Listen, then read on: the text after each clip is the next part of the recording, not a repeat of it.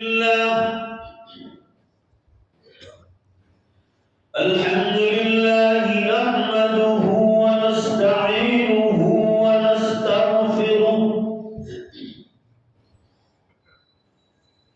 ونؤمن به ونتوكل عليه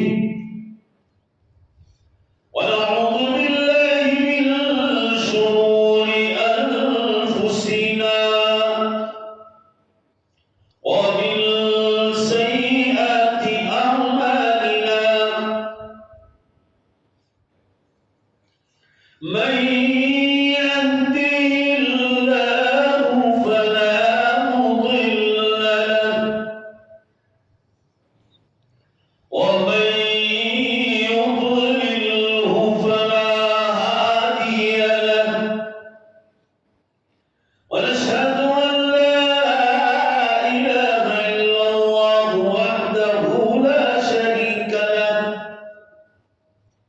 ونشهد أن سيدنا ومولانا محمدا عبده ورسوله قال الله تبارك وتعالى في القرآن المجيد والفرقان الحميد أعوذ بالله من الشيطان الرجيم بسم الله الرحمن الرحيم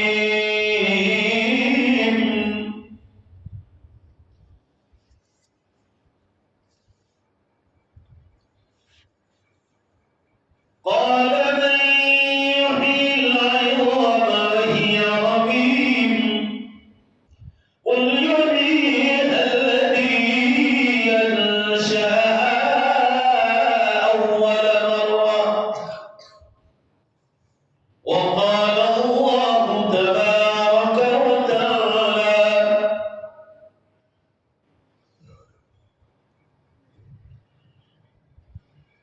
يا أيها الذين آمنوا ما لكم إذا قيل لكم انفروا في سبيل الله اتاقلتم إلى الأرض أرضيتم بالحياة الدنيا من الآخرة فما متاع الحياة الدنيا في الآخرة إلا قليل وقال الله تبارك وتعالى أولئك هم الوارثون الذين يرثون الفردوس هم فيها خالدون وقال الله تبارك وتعالى شهر رمضان الذي أنزل فيه القرآن هدى للناس وبينات من الهدى والفرقان فمن شهد منكم الشهر فليصم ومن كان مريضا أو على سفر فعدة من أيام أخر يريد الله بكم اليسر ولا يريد بكم العسر ولتكملوا العدة ولتكبروا الله على ما هداكم ولعلكم تشكرون وإذا سألك عبادي عني فإني قريب أجيب دعوة الداع إذا دعان فليستجيبوا لي وليؤمنوا بي لعلهم يرشدون وقال النبي صلى الله تعالى عليه وسلم إن الدنيا خلقت لكم وإنكم خلقتم للآخرة صدق الله مولانا العظيم وصدق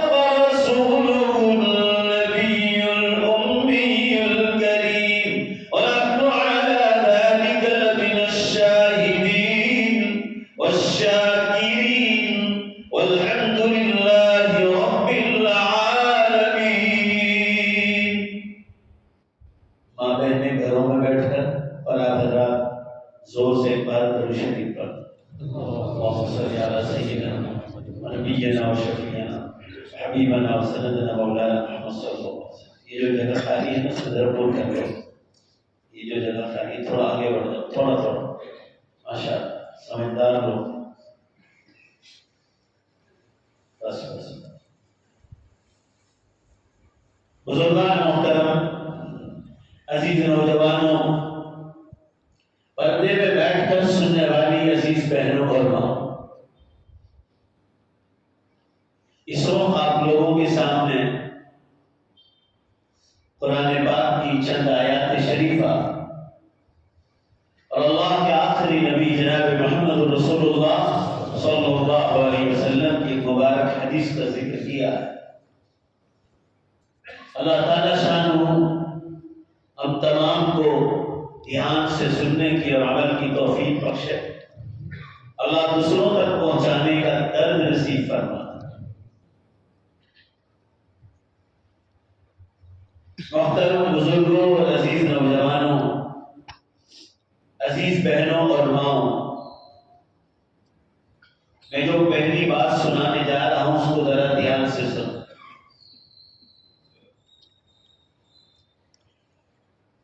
کہ جتنے بھی دنیا میں مسلمان ہیں ان سب کو موت پر پکا یقین، کچا نہیں. ذرا زور سے بولتے جاؤ. کیسا یقین ہے؟ پکا یقین کہ مجھے مرنا، موت آنے والی. کیوں پکا یقین کیوں ہے؟ بادشاہ کو بھی مرتے دیکھ رہے ہیں،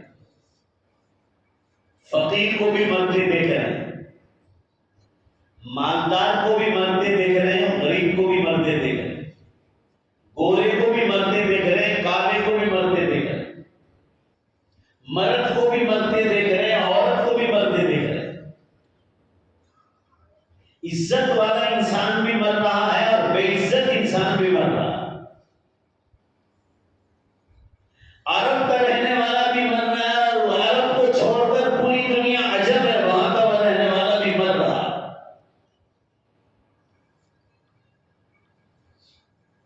سائنس اور ٹیکنالوجی اپنی جوانی پر ہے، اس کے باوجود موت کے معاملے میں اللہ کو کوئی معاف نہیں کر سکا اور کرے گا بھی، کیونکہ ہم مخلوق ہیں. زور سے بولو بے شک. وہ ہمارا خالق و مالک ہے، وہ سب کو مار سکتا ہے، اس کو کوئی مار نہیں سکتا. وہ ہمیشہ سے ہے اور ہمیشہ باقی رہے گی. یہ ہمارا ایمان. جب کچھ نہیں تھا، بے شک زور سے بولو، تب بھی اللہ ہے. اتنا دھیمے سے بول رہے ہو، ذرا زور سے بے شک بولو. جب کچھ نہیں تھا تب بھی اللہ تھے، اور جب کچھ نہیں رہے گا، زور سے بے شک بولو، تب بھی اللہ رہے.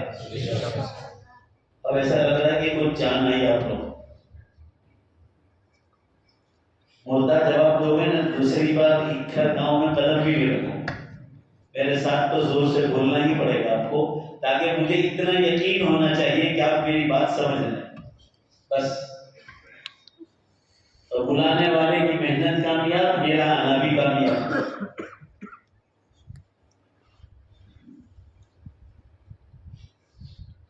یہ تاریخوں میں ہمارے پاس کوئی تاریخ نہیں ملتی رجب اور شعبان، مگر یہ نوجوان لوگ ہمیشہ بلاتے رہتے ہیں.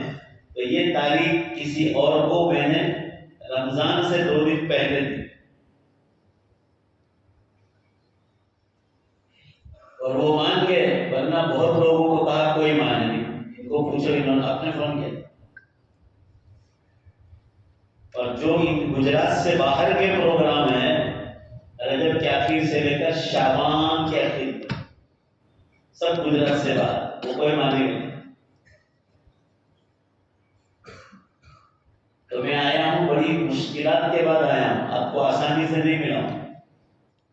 کوئی بات پوچھی جائے تو زور سے جواب دو. زور سے جواب دینا اس بات کا اعلان ہے کہ آپ میری بات کو سمجھ لیں. اللہ تعالیٰ آپ کو جوش و خروش کے ساتھ بیٹھنے کی توفیق عطا فرمائے. میں یہ کہہ رہا تھا کہ موت پر سب کو، زور سے بولو، کیسا یقین ہے؟ پکا یقین. سب کو، ماں بہنوں کو بھی یقین.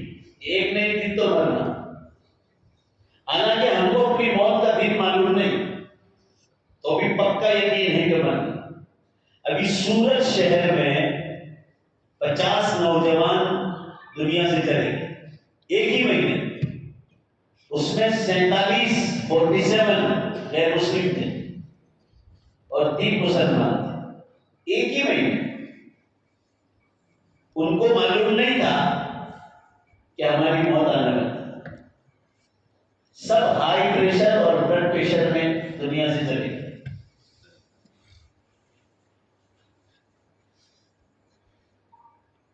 کھانے میں پرہیز نہیں کرتے, کولیسٹرول کی وجہ سے بلڈ پریشر آتا ہے, ہائی پریشر.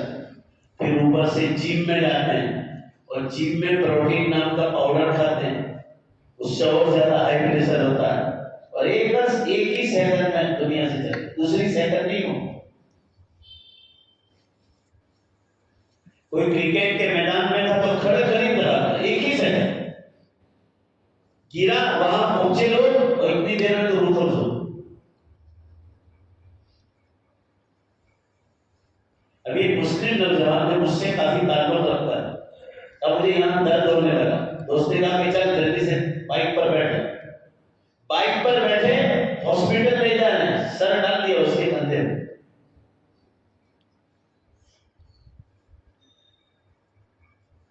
بہت نیک نوجوان تھا مگر موت 35 سال کی عمر 35. یہ مثال میں آپ کو اس لیے دے رہا ہوں کہ زور سے بے شک بولو, میری اور آپ سب کی اور پوری دنیا کی مخلوقات کی موت بے شک بولو اللہ نے اپنے وقت پر لکھی.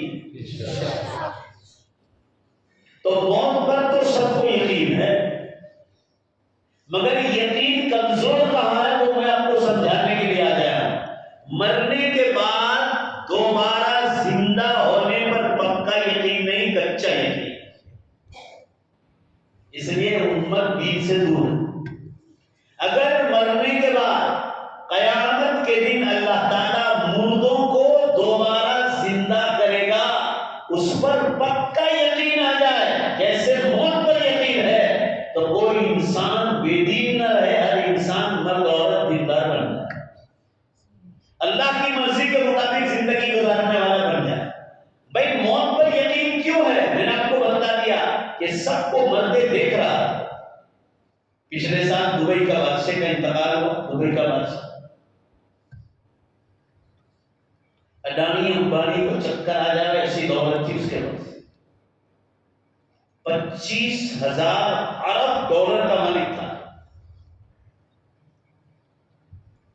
اپنی نیکیاں لے کر چلے گئے تو بادشاہ کو بھی مرتے دیکھ رہے ہیں, فقیر کو بھی مرتے دیکھ رہے ہیں. ارے ڈاکٹر نہیں, ڈاکٹروں میں بھی ہارٹ اسپیشلسٹ جو دل کے آپریشن کرتے ہیں اس کو مرتے دیکھ رہے ہیں. ابھی بھاونگر میں ایک ہندو ڈاکٹر 48 سال کی عمر, ہارٹ اسپیشلسٹ, اخباروں میں آیا تھا, میں نے بھی سب کو بہت بھیجا, پیپر کے کٹنگ بھیجے تھے.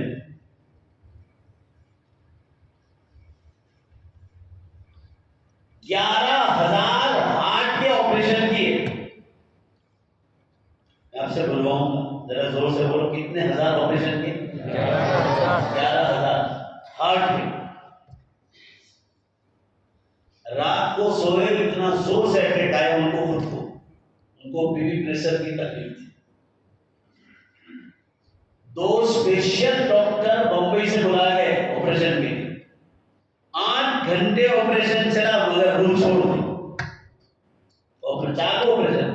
یہ وہ ڈاکٹر ہے جس نے 11,000 آپریشن کیے.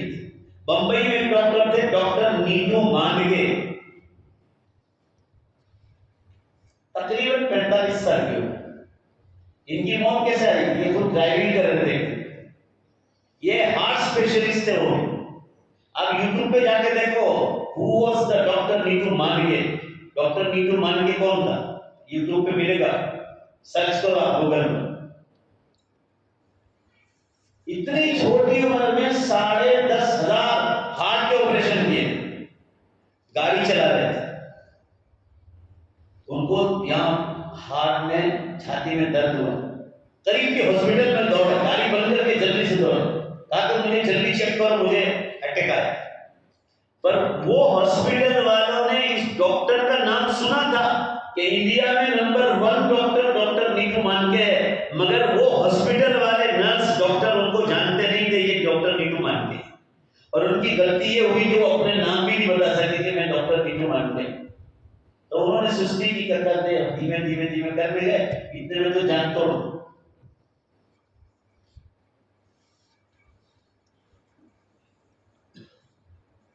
تو ہم ڈاکٹروں کو مرتے دیکھ رہے ہیں جو ہارٹ کا آپریشن کرتے ہیں، اس لیے پکا یقین ہے کہ ہم کو مرنا ہے، مگر یقین کچا کہاں ہے وہ میں بتلا رہا ہوں کہ آج تک گھر کے قبرستان میں سے کسی مردے کو زندہ ہوتے دیکھا نہیں۔ آپ لوگ ذرا دھیان سے سنو، جواب دو میری بات، زور سے جواب دو، جی ہاں یا نہیں، میری بات سمجھ میں آ رہی ہے؟ ہاں، کسی کو زندہ ہوتے دیکھا نہیں ہے، اس لیے یقین کچا ہے۔ اگر کسی کو قبرستان سے اٹھتے دیکھتے، جیسے حضرت موسیٰ علیہ السلام کی قوم بنی اسرائیل، دھیان سے سنو، اب ماں بہنیں بھی دھیان سے سنیں، قرآن پاک میں ہے حضرت موسیٰ علیہ السلام اللہ کی کتاب تورات کو لینے کے لیے کوہ طور پر گئے، طور پہاڑ پر،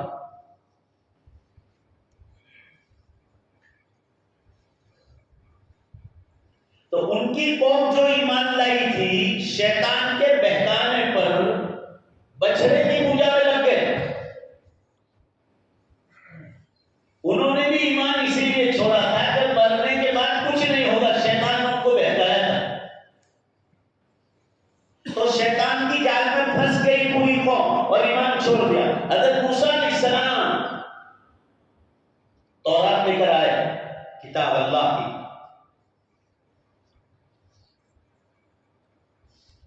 تو دیکھا تو پوری بنی اسرائیل کی قوم مردار حالت میں پڑی تھی۔ اللہ کو غصہ ہے، بجلی کی کڑک بھیجی آسمانوں سے، جیسے بارش میں ہوتی ہے نا، دھڑاکے ہوتے ہیں دھمادم، ایسی زور سے کڑک بھیجی بجلی، اور اس میں ایک ساتھ سب کو مارا، ایک ہی بجلی کی کڑک۔ موسیٰ علیہ السلام، حضرت موسیٰ علیہ السلام جب تشریف لائے اور دیکھا کہ میں میری قوم کا حال دیکھوں، تو دیکھا کہ سب مرے ہوئے پڑے ہیں، اپنے بھائی حضرت ہارون علیہ السلام کو نائب چھوڑ کر گئے تھے کہ تم ان پر محنت کرنا، یہ کہیں ایمان نہ چھوڑ دے، مگر حضرت ہارون علیہ السلام کی بات نہیں مانی بنی اسرائیل نے، اور شیطان کے بہکاوے میں آ کر ایمان چھوڑ دیا، تو اللہ تعالیٰ نے پوری بنی اسرائیل کی قوم کو ختم کر دیا۔ حضرت موسیٰ علیہ السلام تشریف لائے، ان کی لاشوں کے بیچ میں کھڑے رہے، دھیان سے سنو، اور اللہ سے دعا مانگی کہ اللہ، قوم میری تھی، آپ نے اس بنی اسرائیل کی طرف مجھے بھیجا تھا، میں نے ان پر محنت کی تھی، اس لیے مجھے بڑا دکھ ہو رہا ہے کہ میں تورات لینے کے لیے طور پہاڑ پر آیا اور انہوں نے میرے بھائی حضرت ہارون علیہ السلام کی بات نہیں مانی اور شیطان کے بہکاوے سے دوبارہ بچڑے کی پوجا میں لگ گئے، اور آپ نے غصے میں آپ کو عذاب میں مبتلا کر کے سب کو ختم کر دیا۔ حضرت موسیٰ علیہ السلام بہت روئے، اتنا روئے کہ اللہ میری قوم کو ایک بار چانس دے دو، ایک بار، زیادہ بار نہیں، میں دوبارہ آپ سے نہیں کہوں گا، ایک بار چانس دے دو، اور میری مردہ قوم کو میری دعا پر اللہ اپنے فضل سے اس کو دوبارہ زندہ کرو اور میری امت کو ایک بار چانس دے دو۔ وہ آنکھوں کے آنسو اللہ کو بہت پیارے تھے۔ آج بھی رونے والا مرد اور رونے والی عورتوں کی آنکھیں اللہ کو بہت پسند۔ اللہ ہمیں ہنسنے سے زیادہ زور سے آمین کہو، رونے والا بنا۔ یاد رکھنا، یہ جتنے آج کل ہنسنے کی جو چیزیں ہیں، ایک دوسرے کو موبائل پر پاس کرتے ہیں، اس سے دل مردار ہو جاتا ہے۔ زور سے بولو، دل کیا ہوتا ہے؟ مردار ہو جاتا ہے۔ اور رونے سے دل، زور سے بولو، کیا ہوتا ہے؟ زندہ ہوتا ہے۔ زندہ ہونے کا کیا مطلب؟ جینے کا مزہ آتا ہے، اور زیادہ ہنسنے سے دل مر جاتا ہے، جینے کا مزہ ہی نہیں آتا۔ جینے کا مزہ اللہ نے اپنے دین میں رکھا۔ ماں بہنیں بھی دھیان سے سنیں، آپ بھی دھیان سے سنو۔ میں ایک مثال دوں، جینے کا مزہ کس کو کہتے ہیں؟ جیسے آپ نے آج عشاء کی نماز پڑھی، عشاء کی اذان سے پہلے جب آپ کا وضو نہیں تھا، یا جتنے لوگ جمعہ پڑھنے آتے ہیں، جمعہ پڑھتے ہیں، میں ان کو کہتا ہوں، جمعہ کی نماز سے پہلے آپ کا وضو نہیں تھا تو آپ کے دل کی حالت کیسی تھی؟ آپ خود سوچو۔ اور جب آپ نے وضو کیا، زور سے بے شک بولو، دھیمے سے نہیں، تو اللہ نے وضو کی برکت سے آپ کے دل میں نور عطا کیا۔ یہ ہے جینے کا مزہ۔ یہ نور آیا کہاں سے؟ نیک اعمال سے آیا۔ پھر آپ سنت پڑھتے ہیں، بیان سنتے ہیں، پھر آپ خطبہ سنتے ہیں، پھر آپ جمعے کی نماز پڑھتے ہیں یا ظہر پڑھتے ہیں، پھر سنت یا نوافل پڑھتے ہیں یا تعلیم میں بیٹھتے ہیں، اور زیادہ آپ کے دل میں نور پیدا ہی ہو جاتا ہے۔ جیسے حدیث میں آتا ہے، جو جتنا زیادہ ذکر کرے گا، قیامت کے دن سب کے دل مردہ ہو جائیں گے، مگر ذکر کرنے والوں کے دل زندہ رہیں گے۔ تو جینے کا مزہ کس کو کہتے ہیں؟ انگلش میں کہتے ہیں ٹیسٹ آف لائف، زندگی کا مزہ۔ یہ اللہ نے اپنے دین میں رکھا۔ نماز پڑھنے کے بعد جینے کا مزہ ملے، روزہ رکھنے سے نورانیت ملے، زکات ادا کرنے کے بعد سکون ملے، حج کرنے کے بعد سکون ملے، ماں باپ کی خدمت کرنے کے بعد نیکی کا مزہ آئے گا، پڑوسی کا حق ادا کرنے سے آئے گا، بیوی کا حق، بچوں کو دین اور دنیا دونوں کی تعلیم دینے کے بعد دل کا سکون ملے، جانوروں کا حق ادا کرنے سے سکون ملے، جانوروں کو کھلانا پلانا، سردیوں میں ہے سخت سردیاں تو اس کو بھی گرم کپڑا پہنو، ٹاٹ کا کپڑا پہنو۔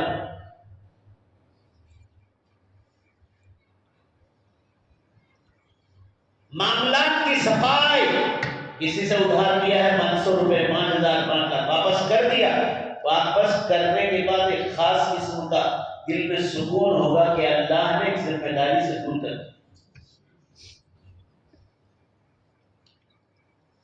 گناہوں سے بچو تو جینے کا مزہ ہے۔ ایک حدیث سناؤں، رسول اللہ صلی اللہ علیہ وسلم نے ارشاد فرمایا، یہ حدیث ہے کہ کسی مرد کو کوئی عورت روڈ پر خوبصورت نظر آئی، یا عورت کو کوئی مرد خوبصورت نظر آیا،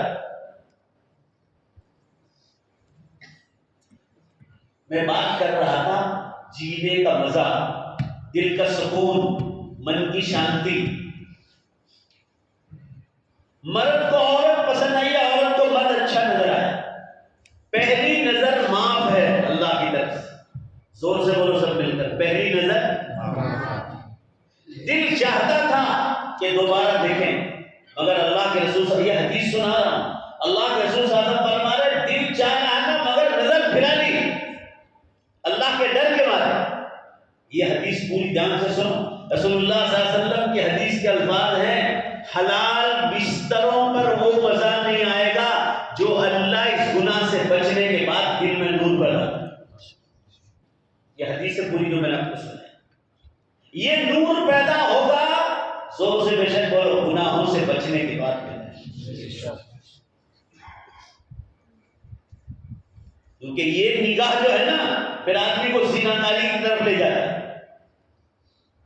قرآن میں زنا کاری کی سزا کتنی خطرناک بتلا ہے، یضاعف لہ العذاب،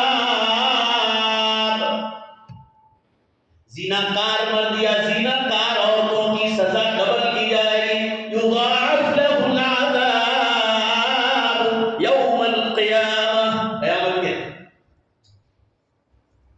یہ علماء سے پوچھ لو، یہ آیت زنا کاروں کے بارے میں، یضاعف لہ العذاب یوم القیامہ ویخلد فیہ مہانا، اتنے سخت الفاظ کہیں گے، اور فرمایا لمبی مدت تک ان کو جہنم کی آگ میں بے عزت کیا جائے گا کہ تمہارے پاس حلال راستہ تھا، اس کے باوجود زنا کاری کی طرف گئے، مرد ہوئی اور اور آگے سنو، آیت بات پوری نہیں ہوئی، الا من تاب وآمن وعمل عملا صالحا، پوری بات اللہ کی ہے، سن لو، نہیں تو روگے مرنے کے بعد۔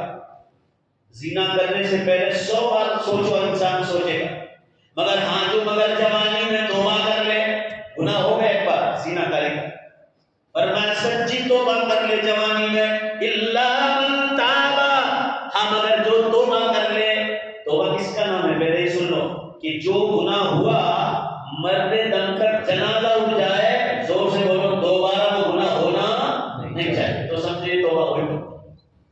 الا من تاب وآمن وعمل عملا صالحا، آمن کا لفظ ہے، بعض تفسیر کاروں نے، قرآن کی تفسیر لکھنے والوں نے بڑے سخت الفاظ میں لکھا ہے کہ اللہ تعالیٰ نے آمن کا لفظ دوبارہ کیوں فرمایا کہ جو زیناکاری کرتا ہے، جتنے ٹائم زیناکاری کی اتنے ٹائم تک کے لیے اللہ اس کے دل سے ایمان کو نکال لیتا ہے، اس نے فرمایا توبہ کے بعد اس کے لیے کلمہ پڑھنا ایک بار ضروری ہے، یہ دوبارہ کلمہ پڑھنا یہ گناہ کے بعد، الا من تاب وآمن وعمل عملا صالحا، میری طرف دھیان دو، دھیان سے سنو، اور فرمایا مرتے تب تک نیک اعمال پر زندگی گزارے، آزاد نہیں، مرتے تب تک دیندار بن جائے، گناہ چھوڑ دے ہمیشہ، اور اللہ کے ہر حکم پر زندگی گزارنے والا بن جائے توبہ کے بعد، تو اللہ تعالیٰ نے کیا بہترین،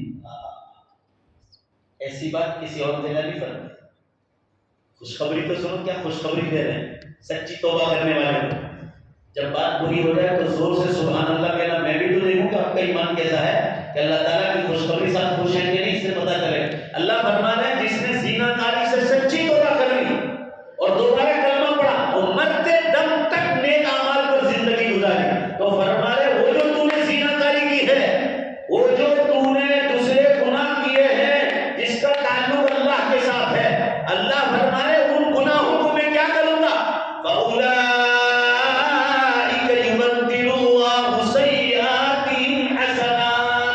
زور سے سبحان اللہ بولا، اللہ کیا فرما رہا ہے، میں ان تیرے گناہوں کو نیکیوں میں بدل دوں گا، سبحان اللہ۔ اب کچھ سوچو، یعنی توبہ کر لی تو توبہ میں اتنا پاور ہے کہ جو گناہ تھا زنا کاری کا وہ خود نیکی میں بدل گیا، لو اللہ، آپ خود سوچو، اس سے اندازہ لگاؤ کہ سچی اور پکی توبہ کرنا کتنی بڑی نعمت ہے۔ اور آج کل یہ گناہ بہت ہو رہا ہے موبائل کے ذریعے سے، شادیوں میں ایک منڈپ میں موبائل دے دیتے ہیں، ایک منڈپ میں کھانا کھلاتے ہیں، یوں سب علماء کے پاس بیٹھتے ہیں، دعوت کا کام ہو رہا ہے گجرات میں، خاندانوں کا نظام چل رہا ہے، سب جگہ ہو رہا ہے، ماشاءاللہ گجرات کی بہت تعریف دنیا میں ہو رہی ہے، دینی کتابوں کا مزاج ہے، بڑے بڑے دارالعلوم اور مدارس ہیں، مگر حضرت مولانا اسعد مدنی صاحب نور اللہ مرقدہ کی ایک بات یاد رکھو، جو جمعیت علماء ہند کے صدر تھے اور ایک زمانے میں ممبر آف پارلیمنٹ تھے، اب تو مرحوم ہو چکے، سب ان کو جانتے ہیں، دنیا ان کو جانتی ہے، وہ جب گجرات آتے تھے اور تشریف لاتے تھے تو فرماتے تھے کہ گجرات آتا ہوں تو سب نیکیاں یاد آتی ہے، مگر یہاں عورتوں کی اور جوان بچیوں کی بے پردگی دیکھتا ہوں اور بے شرمی اور بے حیائی جو پھیلتے ہوئے دیکھ رہا ہوں، تو ایسا لگتا ہے کہ شاید گجرات والوں کے لیے پردے کی آیت ہی نازل نہیں۔ یہ جملہ ارشاد کرنا کیوں؟ ہم لوگوں کے یہاں سب دیندار لوگ بھی، دینداروں کی بات کر رہا ہوں، جو جاہل قسم کے لوگ ہیں یا دنیا دار ان کی بات نہیں کر رہا، دیندار گھرانوں میں شادیوں میں ایک ہی منڈپ میں کھانا کھلا کوئی بندہ، ابھی انکلیشور میں شادی بھی 6000 آدمی کا کھانا تھا اور تقریباً 8 سے 10 آئٹم کھانا رکھی تھی اس نے، آدمی دیندار، میں کیسا دیندار، اب سوچو، مردوں کا کھانا بھی الگ تھا، عورتوں کا کھانا بھی بالکل الگ تھا، عورتوں کے آنے جانے کا راستہ بالکل الگ تھا، 4500 مرد رکھا ہے تقریباً 3500 اور 2500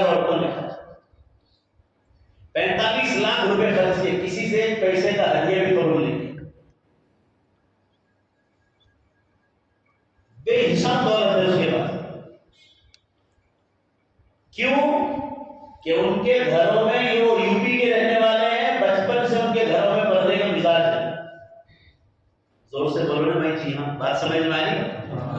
اور کھانا بھی پردے کے ساتھ کھلایا. انکلیشور میں ہماری دین دنیا آفس ہے برج نگر میں. آپ کے ضلع بھروچ کے ہی ہیں، میں بھی ضلع بھروچ کا ہوں، نرمدا کے اس سائڈ کے رہنے والے. سورت کے نہیں، ضلع بھروچ کے. گھر میں دین کا مزاج ہے. مجھے دعوت دینے کے لیے آئے کہ پچھلی بار میرے بیٹے کی شادی میں نہیں آئے تھے، اب کی بار نہیں آئے تو پھر آگے کچھ نہیں بولا. سمجھ گئے؟ یعنی بات چیت بند کر دی، کیسا کہنا چاہ رہے تھے وہ. تو میں نے کیا کہا آپ کو معلوم ہے کہ آپ کو یہ معلوم ہے کہ میں پچھلی بار کیوں نہیں آیا؟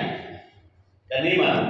میں نے کہا اس لیے نہیں آیا تھا، مجھے یہ معلوم تھا کہ آپ ایک ہی منڈپ میں برج نگر میں کھانا کھلانے والے اور آپ نے صحیح کیا، اس لیے میں نہیں آیا. اگر آپ مرد عورتوں کا کھانا الگ رکھنے والے ہوں تو میں آؤں گا انشاءاللہ. مدرسہ چھوڑ کر بھی ایک پیریڈ چھوڑ کر میں آؤں گا. تو اگر مسافہ کر رہا ہوں پکا یقین مسافہ کیا کہ کھلانا اور مرد عورتوں کو کھلانا. اب بھی انہوں نے 1000 آدمی کو کھلایا ولیمہ. مرد کا کھانا الگ تھا اور زور سے بولو بھائی عورتوں کا کھانا الگ کیا. ماشاءاللہ. تو میں گیا ہوں اور بہت خوش ہوں. میں نے اپنے لیے نہیں کروایا، پورا مجمع زور سے بولو. کون راضی ہوتا ہے؟ اللہ. اللہ راضی. ان کو راضی کرنے کے لیے دنیا میں آئے ہیں، انسانوں کو راضی کرنے کے لیے نہیں آئے. اب لاکھ دھوم دھام کرو شادیوں میں، مگر لوگ کیا کہیں گے معلوم ہے؟ کہ سب کچھ اچھا تھا مگر گوشت کچا تھا. بھائی بولو نا، سب کچھ اچھا تھا مگر گوشت کچا. برا یہی کریں گے. بہت کم لوگ تعریف کریں گے.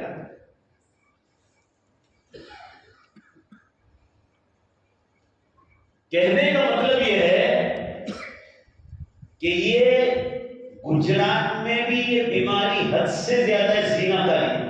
کیوں؟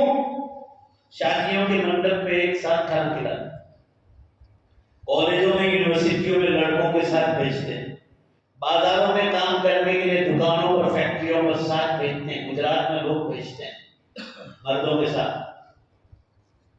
عورتوں کو لڑکیوں کو آزاد چھوڑتے ہیں ٹرینوں میں، بسوں میں، ریلوے، ہوائی اڈوں پر، ایئرپورٹ پر.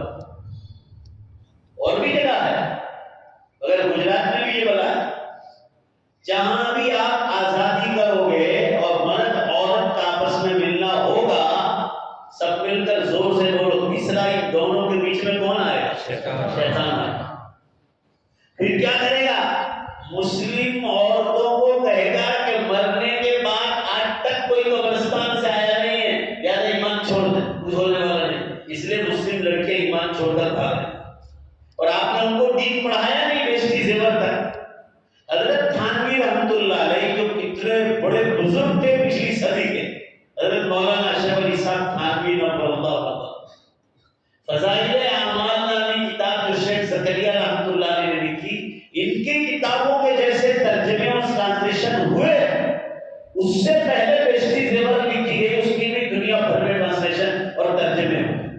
حضرت تھانوی رحمۃ اللہ علیہ نے مقدمے میں لکھا ہے بیشتی زیور کے کہ جو ماں باپ اپنی اولاد کو لڑکا ہو یا لڑکی ہماری 11 حصے بیشتی زیور مکمل پڑھا دیں گے تو کسی مفتی کو فتویٰ پوچھنے کی ضرورت پیش نہیں آئے.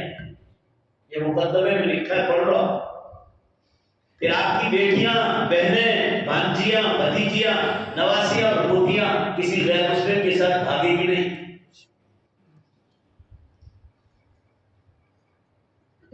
کشمیر سے کنیا کماری تک کا سفر کرتا ہوں، آپ مجھ سے پوچھو نا، ہزاروں لڑکیوں نے ایمان چھوڑ دیا.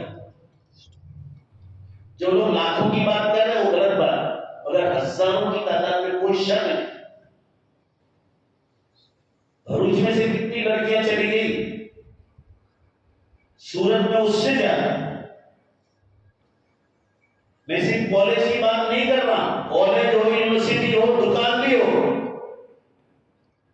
مال میں آپ کام کراؤ مردوں کے ساتھ، آپ بس میں کنڈکٹر بنا دو لڑکی کو، بھانجی بھتیجی کو. یا کہیں بھی میدان میں آزاد چھوڑ دے تو شیطان پیچھے میں آتا ہے، اور جہاں پردہ ہے وہاں کسی گھر کی کوئی بچی گئی نہیں آتا، اور اگر پردے والے کے گھر میں سے جائے تو وہی بچی جائے گی جس کو آزاد چھوڑا۔ میں یہ بات آپ کی بھلائی کے لیے کہہ رہا ہوں، بچیوں پر نگاہ رکھو، آپ کی بیٹیاں جہنم کے دروازوں پر چلی گئی۔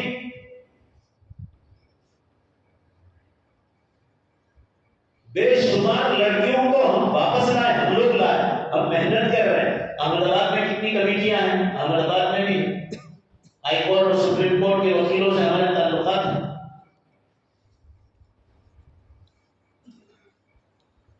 کلکٹر کے پاس جانے سے پہلے پتا چلا کہ اس نے عرضی کی ہے غیر مسلم بننے کے لیے، کوشش کرتے ہیں پھر اللہ کا، مگر ماں باپ ذمہ دار ہے۔ یہ علماء بیٹھے پوچھ لو، بخاری مسلم دونوں کی حدیث ہے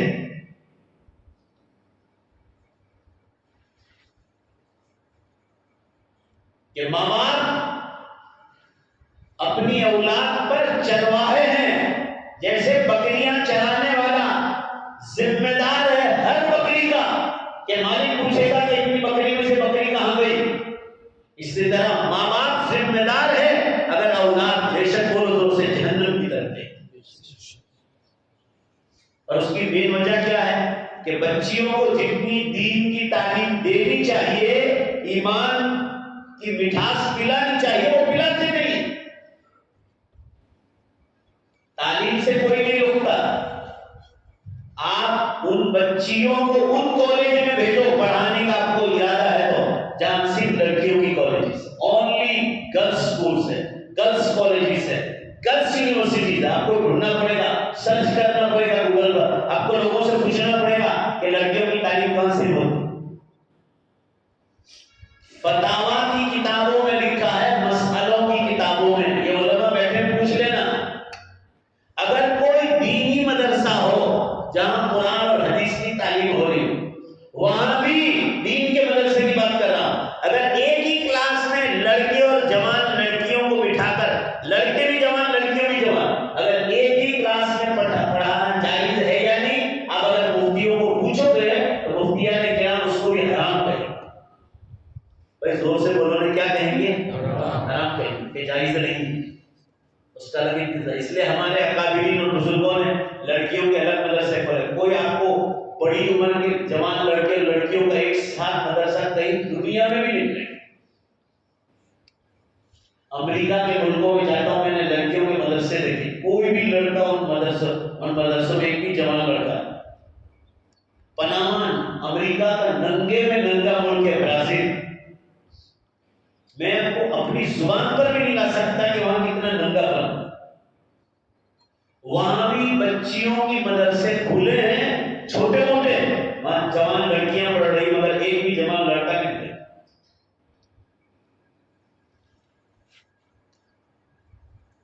بات کہاں سے کہاں چلے گی؟ لڑکیوں کو اللہ نے کمانے کے لیے پیدا نہیں کیا، کمانے کا کام مردوں کی ذمہ داری ڈالی، اور انجام کیا ہوا؟ جن کی بیٹیاں چلی گئی ان کو پوچھ لو کہ باہر نکالنے کا کیا نقصان، آج وہ ماں باپ رو رہے ہیں۔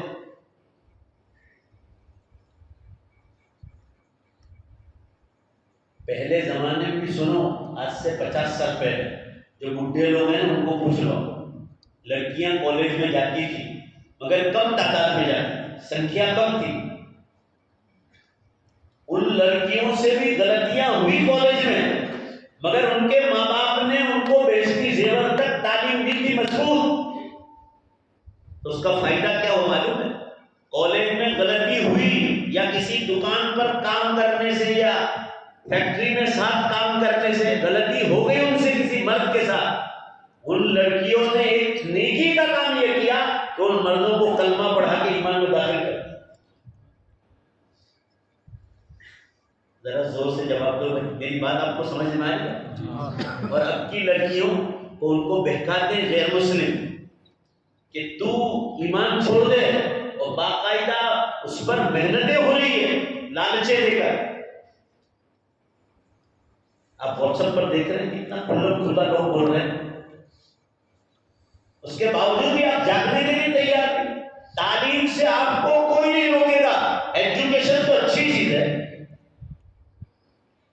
والدہ جو تھی نا میری امی، وہ بیوہ عورت تھی. میرے والد صاحب مولانا آدم صاحب رحمۃ اللہ علیہ جوانی میں انتقال کر گئے. میری والدہ کی عمر 32 سال کی، 32. بچوں کے خاطر انہوں نے دوسری شادی نہیں کی اور بچوں کی پرورش میں اور اپنی پوری جوانی خرچ کر رہا ہے. وہ بیوہ عورت بھی جانتی تھی اس زمانے میں. اب تو بھی 2 رمضان پہلے ان کا انتقال ہو گیا، 24 رمضان، یہ تیسرا رمضان آیا والدہ کو، میری والدہ. اس بیوہ عورت کو بھی یہ معلوم تھا کہ ایجوکیشن کا کتنا فائدہ ہے. تو مجھے ایجوکیشن بھی دلایا. میں منع کرتا تھا کہ مجھے صرف دین کی لائن میں جانا ہے، کہا نہیں، دین کے ساتھ دنیا پڑھنا. میں نے SSC کی ایگزام انگلیشور میں دی، جینوالا ہائی اسکول میں، اور SSC سے فارغ ہونے کے بعد مجھے ایسے دارالعلوم میں رکھا جہاں BA تک انگلش کا کورس تھا. ترکیسر دارالعلوم میں حضرت مولانا عبداللہ صاحب کاکوزوی رحمۃ اللہ علیہ، سب آمین کو اللہ حضرت کے درجات کو بلند فرمائے. دین اور دنیا دونوں کا سنگم تھے. وہ BA تک انگلش کورس تھا ترکیسر میں ان کے زمانے. مجھے اس بیوہ عورت نے ڈھونڈ کر، انہوں نے ڈھونڈا کہ وہ مدرسہ کہاں جہاں انگریزی پڑھایا جاتا صاحب. میں داڑھی بھی نہیں نکلی تھی. SSC میں کتنی عمر ہو گئی آدمی کی؟ 14 سال. میں کہتا تھا کہ کیوں انگریزی کیوں پڑھا رہا ہوں، چھوٹا سا تھا. تو مجھے وہ سمجھاتی تھی گجراتی میں کہ بیٹا، کبھی اللہ نے تیری تقدیر میں باہر جانا لکھا ہوگا اور تجھے دین ہی پھیلانا ہوگا اور تو انگریزی نہیں جانتا ہوگا، تو سامنے والوں کو تو انگریزی کے ذریعے جو جانتا ہی نہیں ہوگا تو دین کیسے سمجھا پائے. بھائی زور سے بولو، ذرا زور سے بات سمجھ میں آئی؟ ابھی بھی وہ دماغ میں حافظہ موجود ہے. اللہ تعالیٰ نے دماغ بہت پاورفل دیا. بچپن کی یادیں بھی سب محفوظ ہے. اپنی تعریف نہیں کر رہا ہوں، سب مل کر بولو تعریف کس کی؟ 25 سال پہلے ایک آدمی کی ملاقات ہوئی تھی. یہ والدہ کی بات ابھی تک یاد ہے. یہ اس کی ملاقات ہوئی تھی انکلیشور ONGC کالونی پر کرکٹ کے میدان میں. اب آپ پوچھیں گے کہ تم بھی کرکٹ کھیلنے جاتے؟ نہیں، ماسٹر لوگ نہیں جاتے. ماسٹر لوگ بھی عجیب عجیب دھندے کراتے. اتوار کے دن چھٹی ہوتی تھی تو ساری اسکول والوں کو کہتے تھے کہ ولساڑ تھی، تیماوانی سے ولساڑ تھی، بہت مشہور ٹیم تھی، نام بھی یاد نہیں تھی. کوئی کمپنی ہے نا، یاد آئے گا تو کہوں گا. اٹول کی برابر یاد ہے. وہ کہا کہ وہ ٹیمیں کھیلنا نہ بنے. کرمال سے اقبال لیوی کر کے نام تھا، یاد ہوگا آپ کو شاید. اس کو اس وقت لیوی سے مشہور. میں کہا SSC میں تھا، 14 سال میں تھا. میں اس اقبال کے ساتھ 25 سال بعد ملاقات ہوئی انگلینڈ ایمبیسی میں. وہ میرے ساتھ بیٹھے ہوئے تھے. اب وہ تو بوڑھے ہو گئے بالکل، ابھی چند سال پہلے کی بات ہے. 25 سال بعد ملاقات ہوئی. میں نے ان سے کہا کہ آپ کرمار والے اقبال بھائی تو نہیں؟ آپ سلام دعا ہوئی. ہم پاس میں بیٹھے تھے، وہ بھی ویزا کے لیے آئے تھے، میں بھی انگلینڈ ایمبیسی میں تھا. کہا بالکل اقبال کرمار والا. مجھے وہ پوچھنے لگے کہ آپ کو کیسے معلوم؟ میں کہا 25 برس پہلے آپ کو، میں جب SSC میں تھا تو آپ کو میں نے بالنگ کرتے دیکھا تھا. ہم کو آپ کا وہاں گئے، ماسٹر لوگ کھینچ کے لے آئے تھے SSC میں. تو وہ کھڑے ہو گئے مجھے دیکھ کر اور مجھے گردن سے لگا لیا کہ میں تو بالکل بوڑھا ہو گیا، بال سفید ہو گئے، آپ نے 25 سال بعد کیسے پہچانے؟ تو میں نے کہا یہ بھی اللہ کی ایک نعمت ہے. دماغ یہ صرف اللہ ہی کے فضل ہے کہ آپ کو میں نے وہ مجھے گلے لگ گئے زور سے. تو یہ بات میں آپ کو کہہ رہا ہوں کہ دماغ جو ہے نا، یہ بھی زور سے بے شک بولو اللہ ہی کی نعمت. تو میری والدہ نے، میں انگریزی پڑھنا نہیں چاہتا تھا تو بھی انگریزی میں بھیجا. انگریزی میں آج ایک بھائی نے انگلینڈ ایمبیسی سے خط لکھا ہے کسی نے، تو اس نے مجھے بھیجا. میں سوچ میں پڑ گیا کہ یہ انگلینڈ ایمبیسی کا خط میرا نام کیا بتا. اس نے کہا کہ میں انگریزی نہیں جانتا، اس نے کیا لکھا ہے ذرا مجھے بتلا. اس کو معلوم ہے کہ مجھے انگریزی معلوم، میں جانتا ہوں اور میں باقاعدہ انگریزی کتابیں پڑھتا ہوں زیادہ تر. تو تعلیم سے کوئی روکتا نہیں، اور تعلیم زور سے بولو بری چیز نہیں ہے. ہم لوگ میدان عمل غلط کرتے ہیں، لڑکوں کے ساتھ بھیجتے ہیں، یہ ہماری غلطی ہے. میں آپ کو یہ بات سنانا چاہتا ہوں، ابھی بھی اپنی بیٹیوں کو بچیوں کو سنبھال لو. بالکل آخری زمانہ ہے، قیامت کی بڑی نشانیاں شروع ہو گئی، فتنے عجیب و غریب قسم کے سامنے آ رہے ہیں. زندگی میں کبھی نہ سنا ہو ایسی باتیں سننے میں آ رہی. ابھی گوا میں ایک لڑکی نے دیکھو ایجوکیشن لی، گجرات کی طرح سماچار سندیش سب میں جو پیپر کے کیڑے ہیں ان کو معلوم ہوگا کہ میں سچ بول رہا ہوں. غیر مسلم عورتیں ہندو ہیں. گجرات متر میں روز ایک مضمون آتا ہے سمکتی شاہ کا، اس نے اسپیشل اس جوان لڑکی کے لیے ایک مضمون لکھا. نیچے بڑا ہیڈنگ دیا تھا کہ 13 યુનિવર્સિટીઓ માં ભણી પણ જે ધાર્મિક તાલીમ જેની પાસે હોવી જોઈએ, જેનાથી માલિકનો દિલમાં ડર પેદા થાય, તે તાલીમ આ औरत પાસે ના હતી, એટલા માટે પોતાના નાના છોકરાનું ગળું દાબીને મારી નાખ્યું. उस बच्चे का कोई कसूर नहीं था, अपने सगे बेटे को मार डाला. एक का एक नवाई का लड़का. क्यों मारा? उसके हस्बैंड के साथ झगड़ा. भाई जोर से बोलो, झगड़ा किसके साथ? हस्बैंड के साथ. और मार किसको था? उस गुस्से को, पति को तो मार सकती नहीं थी, तो उसका गुस्सा बच्चे पर होता, अभी जेल में. हम लोग आपको ये समझाना चाहते हैं, दुनिया के साथ जो दीन की तालीम नहीं होगी तो आपकी, मेरा घर हो कि आपका घर हो, औलाद हाथों से निकल गए. ये लिख लो आप, चेले जब बुरा लगे तो 2 रुपए ज्यादा खा लेना. पूरी दुनिया में एक ही आवाज लगाता हूं कि अपनी बच्चियों को संभाल लो, जहन्नम की आग से बचा. फिर दोबारा कहता हूं, मेरी बात को गलत किसी जगह नकल मत करना. मैं तालीम से नहीं रोकता, इस्लामी माहौल से हटकर तालीम मत दो. अब ढूंढो कि लड़कियों की कॉलेजेस कहां, लड़कियों की यूनिवर्सिटियां कहां, दुनिया भर में.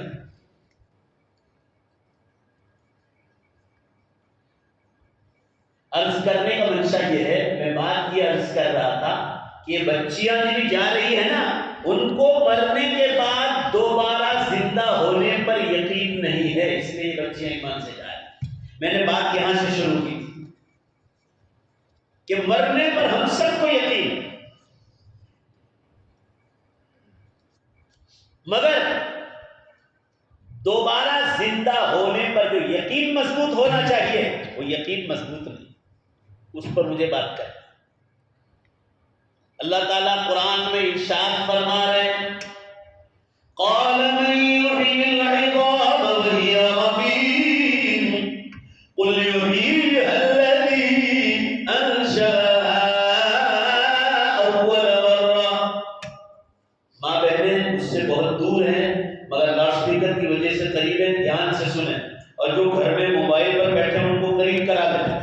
मरने के बाद रोने का वक्त ना. अल्लाह ताला मरने के बाद दोबारा जिंदा करने पर कैसी कुदरत रखता है उसको सूरह यासीन शरीफ में समझा रहे. आप सल्लल्लाहु अलैहि वसल्लम ने अबू जहल को ईमान पेश किया कि कलमा पढ़ लो, मरने के बाद अल्लाह हिसाब लेने वाला है, जिंदा करेगा कब्र से. तो अबू जहल ने क्या कहा? यही बात कही, यकीन नहीं था उसका.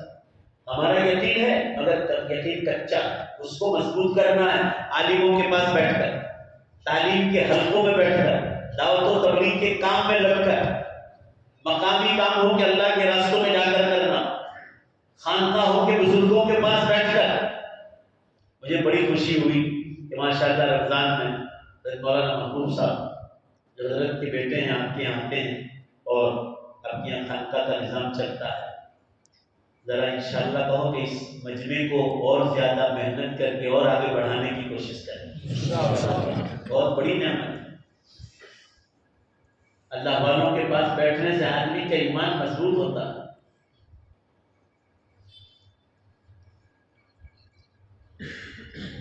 मैं ये अर्ज कर रहा था, अबू जहल ने क्या कहा हुजूर सल्लल्लाहु अलैहि वसल्लम, जब कहा कलमा पढ़ लो, मरने के बाद कामयाब हो जाओगे, जन्नत में चले जाओ, तो अबू जहल ने कहा क़ाल मन युहयिल इज़ाम व हिया रमीम. तर्जुमा सुनो, अबू जहल ने क्या कहा? ए नबी सल्लल्लाहु अलैहि वसल्लम, जब हम मिट्टी मिट्टी हो जाएंगे कब्र में जाकर, हड्डियां खत्म हो जाएंगी, मन युहयिल इज़ाम, हमारी हड्डियों में दोबारा जान कौन डाले? यानी यकीन नहीं था. تو اللہ نے فرمایا قل یحییھا الذی انشأھا اول مرہ، اول کہتے ہیں پہلی بار۔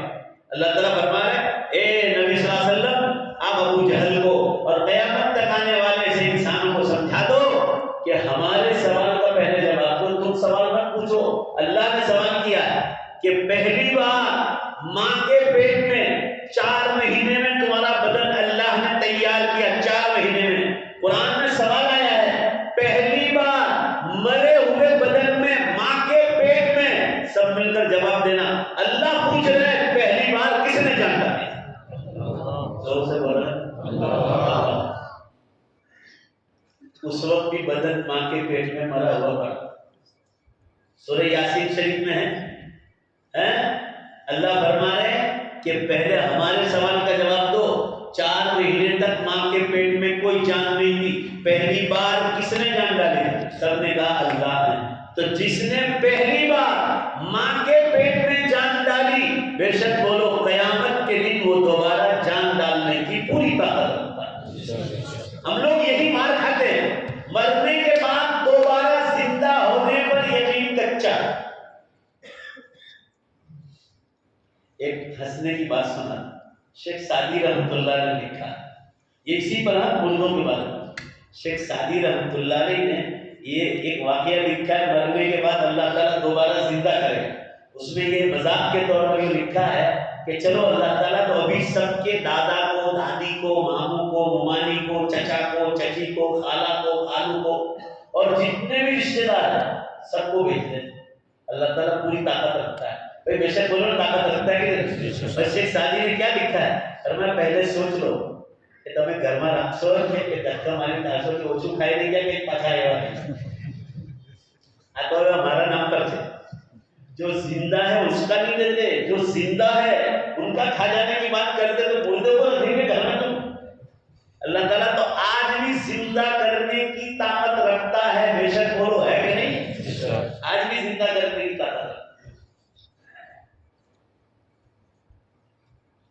اب کیوں نہیں کرتا ہے؟ آج ایکھر کے قبرستان میں سے آج تک کوئی مردہ زندہ ہو کر آیا نہیں ہے۔ اس کا جواب بھی اللہ تعالیٰ نے قرآن میں دیا کہ میں کیوں نہیں کرتا ہوں مردے کو زندہ۔ آج قرآن پاک میں جگہ جگہ کا قیامت کے دن دوبارہ زندہ کروں گا۔ سب مل کر بولو کون سے دن کرے؟ فیصلے کا دن ہوگا، انصاف کا دن، the day of judgment۔ قیامت کے دن زندہ کر۔ اب قرآن میں اللہ تعالیٰ نے جواب دیا ہے، ماں بہنیں بھی دھیان سے سنیں، مرنے کے بعد رونے کا وقت نہ ہے کہ میں آج مردوں کو زندہ کیوں نہیں کرتا ہوں۔ اس کی وجہ قرآن میں اللہ تعالیٰ نے کئی جگہ ذکر کی۔ قرآن میں اشارہ موجود ہے، حدیثوں میں تفسیر، اور اس سے زیادہ اللہ تعالیٰ نے مفسرین کو اور حدیث کے لکھنے والے، پڑھنے پڑھانے والے محدثین کے سینے پر ایسا علم کھولا کہ انہوں نے اور زیادہ دلائل بیان کی۔ مثالیں میں ایک دلیل اس میں سے بیان کروں۔ اللہ تعالیٰ فرما رہے ہیں کہ ایکھر گاؤں کی جتنی پرانی مسجدیں ہیں، ایک زمانے میں بہت پرانی ہو، یہ مسجد کو کتنے سال ہوئے؟ تقریباً 35 سال ہو گئے۔ یہ 35 سال ہونا، اس سے پہلے پرانی مسجد بنانے والے مرحوم قبروں میں سوئے۔ پہلے جواب دو، آپ کو ایمان ہے کہ نہیں؟ انہوں نے بنائی تھی کہ نہیں بنائی؟ بھائی بولو نے زور سے۔ پرانی مسجد ہے، اس کے فوٹو بھی ہوں گے لوگوں کے پاس۔ یہ مسجدیں کسی نے بنائی؟ وہ مرحومین نے، جو ایکھر گاؤں کے بڈھے لوگ، بڈھی عورتیں جو دنیا میں جی کر مر گئے، قبروں میں چلے گئے، قبروں میں ہڈیاں ہو گئی۔ یہ پرانی یہ نئی مسجد بنانے والوں میں بھی کتنے مرحوم ہو گئے؟ ہے نا مولانا؟ ہو گئے کتنا ہو گئے؟ 35 سال ہو گئے۔ ہر سال لوگوں کا انتقال ہوتا ہے، لوگ اللہ کے گھر جائیں۔ یہ نئی مسجد بنانے والے، ان میں مردوں کا بھی پیسہ لگا ہے، عورتوں کا بھی لگا۔ نبی دمن گیا تھا، دمن کتنی خوبصورت جگہ ہے گھومنے پھرنے۔ وہاں ایک مسجد میں پروگرام تھا میرا، تو باہر بہت بڑی دیوار تھی، مسجد کی دیوار، پوری دیوار پر ایک کالا بلیک بورڈ لگایا کلر مارا، ایک طرف مردوں کے نام، ایک طرف عورتوں کے نام۔ عورتوں کے نام زیادہ تھے، ذرا زور سے بولو سب مل کر. عورتوں کے نام مسجد بنانے. کسی نے 20 تولہ, کسی نے 25 تولہ, بڑے بڑے مالدار لوگ ہیں تم نے. کسی نے 10 تولہ, کسی نے 5 تولہ, کسی نے 1 تولہ. سب نے سونا لکھا, زیورات. مردوں میں کیا لکھا تھا کہ اور مردوں کا کم ہے. اب مجھے جواب دو, سب مل کر جواب دو. وہ جو مرحومین نے مسجدیں بنائی, آج بھی ان کی مسجدوں میں نمازیں چالو ہے کہ نہیں ہے؟ زور سے بولو بھائی, زور سے بولو. نہیں تو بولو دعا کرانا نہیں سمجھنا ہے, زور سے بولنا ہے تو بولو, نہیں تو دعا کرانا. بولو چالو ہے کہ نہیں چالو؟ چالو. اب جواب دو, یہ مسجدیں کس نے بنائی تھی؟ مرحوموں نے. زور سے بولو, کس نے بنائی؟ مرحوموں نے. آج بھی ان کی بنائی ہوئی مسجدوں میں نمازیں ہو رہی ہے. روزہ افطار کر رہے ہیں, مہمان چندے والے علماء کرام آ کر مسجدوں میں آرام کرتے ہیں. اعتکاف ہو رہا ہے, شب قدر کی تلاش ہو رہی ہے, تراویح ہو رہی ہے, جمعے کی نماز ہو رہی ہے, بارش کے موسم میں عید کی نمازیں بھی انہی مسجدوں میں ہو رہی ہے. تعلیم کے حلقے لگ رہے ہیں, علماء کے بیانات ہو رہے ہیں ان مسجدوں میں, خانقاہوں کا نظام چل رہا ہے. یہ سب ان مرحوموں کا پیسہ ہے. اللہ تعالیٰ فرما رہے ہیں ان مرحوموں کی نیکیاں ابھی ختم نہیں ہوئی, ابھی ان کی نیکیاں چالو ہیں. اور زور سے بولو, قیامت تک چالو رہے گی. لہذا کیا میں ان کو آج زندہ کر کے کیا کروں؟ ادھورا سوال دو بھائی. جواب تو قرآن میں کیا بہترین بات ہے, ادھورا سوال دو. آج ان کو پیدا کر کے کیا کروں؟ ابھی تو ان کی نیکیاں چالو ہے, اور ان کی نیکیاں تو پوری ہو رہی ہے. ان کی نیکیاں قیامت کے دن پوری ہوگی. لہذا ان کی نیکیوں کا پورا ثواب سب مل کر بولو کون سے دن ملے؟ تو قیامت کو تو آنے دو, قیامت کے دن نیکیاں پوری ہوگی. آج زندہ کر کے کیا کروں؟ آج زندہ کرنا کوئی فائدہ نہیں. وہ بھی نیکیاں حاصل کر رہے ہیں, ثواب لوٹ رہے ہیں, ان کی قبروں میں نور پھیل رہا, ان کی قبروں میں نور پھیل رہا. وہ مزے لوٹ رہے ہیں, جنت کے مزے لوٹ رہے ہیں. وہ انتظار کر رہے ہیں قیامت کے دن کا. حدیث میں ہے مشکات شریف کہ جب کوئی نیا مردہ قبر میں دفن کیا جاتا ہے, گاؤں کا کہ شہر کا, نیا مردہ آتا ہے, ان کی روح قبروں میں لوٹائی جاتی ہے. جب فرشتے سوال کرنے کے لیے آتے ہیں, من رب ہوگا, من نبی ہوگا, ماں دین, تیرا رب کون ہے, تیرا نبی کون ہے, اور تیرا دین کیا. اس کے وقت روح بدن میں لوٹائی جاتی ہے. تو آپس میں جب پڑوس والا مردہ جو اس سے پہلے گیا ہے مر کر, وہ پوچھتا ہے, ان کی آپس میں ملاقات ہوتی ہے, تو پہلا سوال پرانا مردہ پوچھتا ہے, حل قامت قیامت. حدیث میں کیا قیامت قائم ہو گئی؟ حدیث میں پہلا سوال مردہ یہ کرتا ہے نئے آنے والے مردے کو. حضور اکرم صلی اللہ علیہ وسلم اس حدیث کے تحت یہ بتلانا چاہتے ہیں, ہر مردہ پہلا سوال یہ کرتا ہے کہ کیا قیامت قائم ہو گئی؟ نئے آنے والے مردے کو پوچھ رہا. اس نے کہا نہیں, ابھی نہیں, ابھی قائم نہیں ہوئی. حضور صلی اللہ علیہ وسلم یہ بتلانا چاہتے ہیں ہر مردہ انتظار کر رہا ہے کہ کب قیامت آ جائے, مجھے اللہ زندہ کرے اور جنت میں داخل کرے.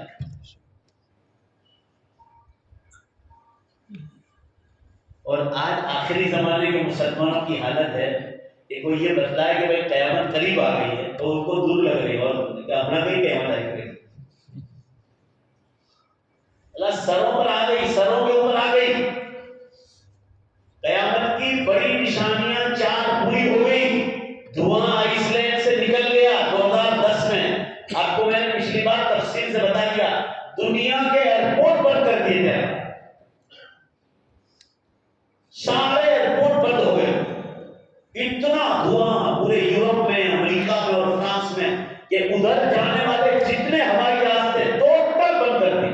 قرآن میں اس کا پورا 25 میں بیان آیا کہ دھواں ایسا نکلے گا کہ لوگوں کو اپنی پکڑ میں لے.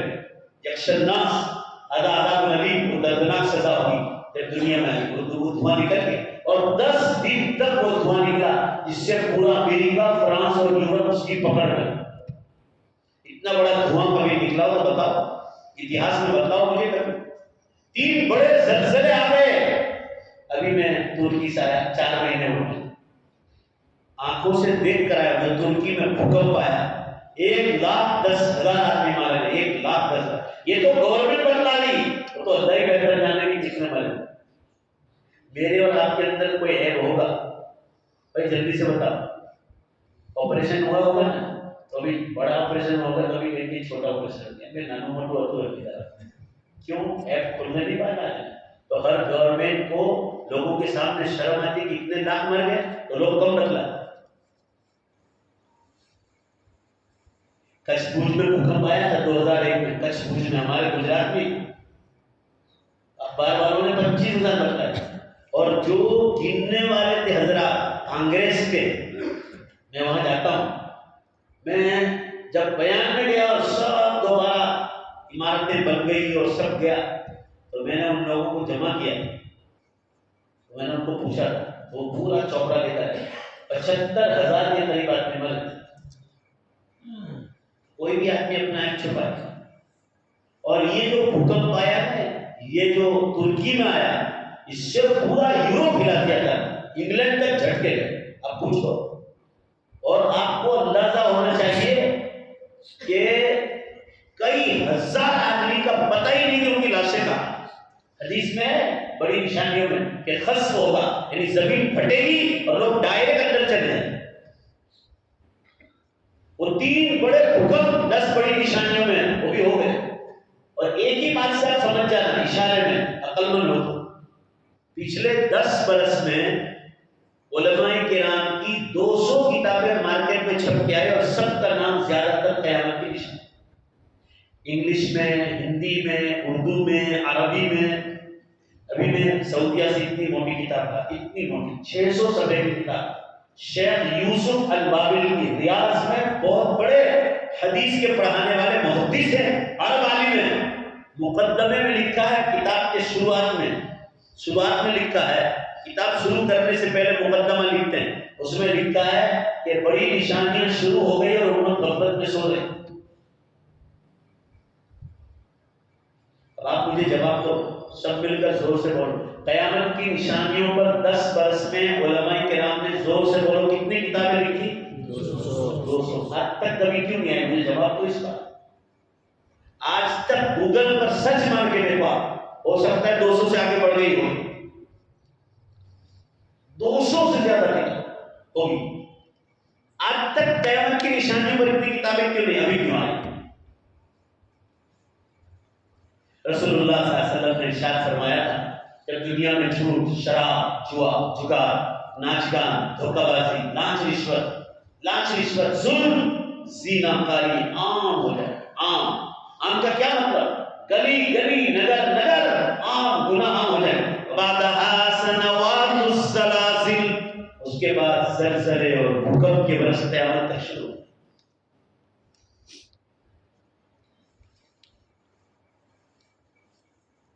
रोजाना 200 भूकंप हो रहे हैं, घबराने भी नहीं आएगा, वो तो अल्लाह ने लिखा होगा तो ही आता है। जोर से जवाब दो, रोजाना कितने भूकंप हो रहे हैं?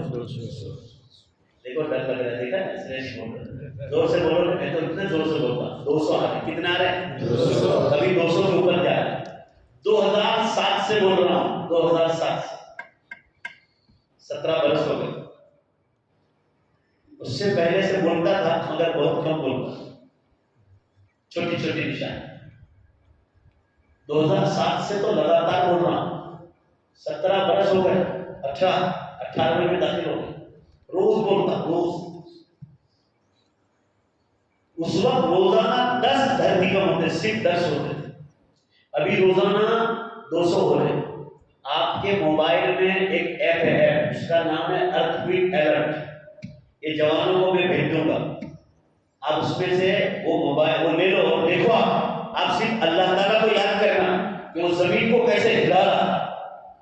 आप सल्लल्लाहु में क़यामत की निशानियां बता दें कि जब ये सारे गुनाह आम हो जाएंगे, उसके बाद भूकंप के बरस क़यामत तक शुरू हो जाए। उस वक्त 10 होते थे, अभी कितना हो रहे? दोबारा जोर से बोलो, 200। आप सोचो, अभी 2 बरस पहले 100 होते थे, उसके बाद तुर्की में हुआ, उसके बाद मोरक्को में हुआ, इंग्लैंड के पास 10,000 से ज्यादा मरे, 3 लाख आदमी बेघर हो गए, 3 लाख। उसके बाद चीन में हुआ, 130 मर गए, फिर नेपाल में हुआ, 150 मर गए, अभी 15-20 दिन हुए जापान में हुआ, कितना खतरनाक, 7 पॉइंट का था मगर सिर्फ 200 ही आदमी मर गए। तो अल्लाह की तरह पहले 2011 में 7 पॉइंट का ही आया था, 1.5 लाख आदमी मारे थे, 1.5 लाख। کہ گجرات میں اس کے جھٹکا کے سورت، بلسار، نوساری، بھروچ بڑی بڑی بلڈنگیں ہلا کے گئے. جاپان میں آیا تھا مگر یہاں ہمارے گجرات میں بھی 2 برس پہلے آ کر کے دھماکہ بھوکمپ آ کر شام کو 4 بجے پوری دھرتی سے ہل رہی. اور یہ مسلمان غفلت میں سو رہا. میں آپ کو تاریخ تھوڑی بتلا رہا ہوں کہ فلاں تاریخ پر میں نے آج تک کبھی نہیں کہا. میں صرف اندازہ بتلا رہا ہوں کہ 40-50 برس مشکل سے باقی. اندازہ غلط بھی ہو سکتا ہے، اس سے کم بھی ہو سکتا ہے، اس سے زیادہ ہو سکتا ہے. سائنس والے بھی جھوٹ نہیں بولتے. سائنس والوں نے بھی 10 دن پہلے اخبار میں دیا ہے کہ فیبروری میں بغیر موسم کے بارش ہونے کا چانس ہے. میں کل ہی آیا کلکتہ سے، کل رات ہی میں آیا. اتنی بارش ہوئی ہے کلکتہ شہر میں کہ اللہ کی قدر.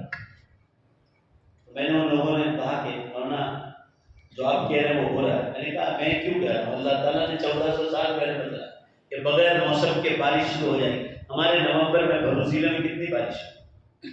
بھائی جواب دو نا، ہوئی کہ نہیں؟ بے موسم بارش. آپ کا کپاس بھی تیار ہو گیا ہو. بے موسم بارش قیامت کے 12 سال سے چل رہا. ارے رمضان سے پہلے میں جھوٹپور میں تھا راجستھان، 50 ڈگری گرمی. میں تو ایسے لال لال ٹماٹے کی طرح ہو گیا. ہم لوگوں سے گرمی برداشت نہیں ہوتی. 50 ڈگری اثر کیا ہو؟ اور جو بارش ہوئی ہے دھوپ دھڑاکے کے ساتھ، پانی پانی، 50 ڈگری گرمی، بے موسم بارش. اور ابھی سائنس والے کہہ رہے ہیں کہ فروری میں چاند سے گزرا. کئی جگہوں پر ہوا، ممبئی میں بھی ہوا، گجرات کی کچھ میں بھی ہوا، اور ادھر کے علاقوں میں بتتا. سائنس والے کوئی خدا نہیں، وہ کیوں بتلاتے وہ میں آپ کو بتاتا ہوں. قرآن پاک میں کہ دریا میں ہوا کا دباؤ ہوتا ہے. دریا میں پہلے سب مل کر جواب دو، دریا میں ہوا کا دباؤ دینے والا کون ہے؟ اللہ. سائنس والے نہیں دیتے اور دھکے مارنے نہیں جاتے، اللہ دیتے ہیں. اور اس کے بعد کالے بادل بنتے ہیں، اللہ کا نظام ہے. تو وہ کالے بادل دیکھتے ہیں مشینوں پر، پھر وہ ہم کو کہتے ہیں کہ کالے بادل نظر آ رہے ہیں تو اتنے دن میں امید ہے کہ بارش ہو سکتی ہے. مگر سب مل کر بولو برسانا نہیں برسانا، پھر وہ کس کے ہاتھ میں ہے؟ اللہ کے ہاتھ. بہت بار اتنی باتیں جھوٹی پڑتی ہیں، حالانکہ بارش دوسری طرف چلی جاتی ہے. یہ میں مثال دوں تو ان کو اللہ تعالیٰ ہی بتلا رہا ہے. ایسے ہی سائنس والے ابھی پچھلے 2 برس سے کہہ رہے ہیں، کیونکہ میرا تو کام ہے نا قیامت کی نشانیوں پر ریسرچ کرنا. میرے موبائل پر عرب علماء کو میں جگہ رہا ہوں، عرب علماء وہ بھی اپنے عربی بیانوں میں جو ہے تقریریں کرنے لگے کہ قیامت بہت قریب. مصر میں ایک بہت بڑے عالم ہے شیخ محمد حامد الجمال، قرآن کے بہترین قاری بھی. وہ کبھی بھی کوئی بھوکمپ ہوتا ہے تو مجھے خبر کرتے ہیں کہ ادھر مصر میں عرب میں بھوکمپ آیا. وہ آیت لکھ کر بھیجتے اقترب للناس حسابهم وهم في غفلة معرضون، کہ لوگوں کا حساب کا وقت قرآن میں ہے، لوگوں کا حساب کا وقت قریب آ گیا، لوگ غفلت میں سو ہیں، دین سے دور بھاگے. تو میں آپ کو کیا سمجھا رہا تھا؟ بھوکمپ ہو رہے ہیں، ٹائم میں سے برکت اٹھا لی. ارے اکھر والوں اور اطراف والوں ذرا زور سے جواب دو، ایمانداری سے بولنا. رمضان ابھی گیا اور واپس رمضان آ گیا، ایمانداری سے بے شک بولو آ گیا کہ نہیں؟ ایسا لگ رہا ہے کہ ابھی گیا، اب بھی گیا. ایسا لگ رہا ہے 1 مہینہ ہوا، 1 مہینہ ابھی گیا. اور دیکھنا یہ 1.5 مہینہ باقی ہے. 1.5 مہینہ آپ کو 1.5 ہفتے کی طرح نکل جائے، 10 دن کی طرح یہ رمضان آ جائے. 10 دن میں جو پہلے 10 دن ہوتے اتنی دیر میں آ جائے گا، دیکھ لیں. اور 1 ہفتے کی طرح رمضان نکل بھی جائے. اب سوال سے دوسری نشانی بتاؤں تازہ جو کبھی نہیں سنائی ہو. حدیث میں رسول اللہ صلی اللہ علیہ وسلم نے فرمایا قیامت سے پہلے بیماری پیدا ہو. حدیث میں اس کا نام ہے احراق الدم، خون بڑھکے گا، جس کو انگلش میں بلڈ پریشر کہتے ہیں. ذرا زور سے بولو، انگلش میں کیا کہتے ہیں؟ Blood pressure.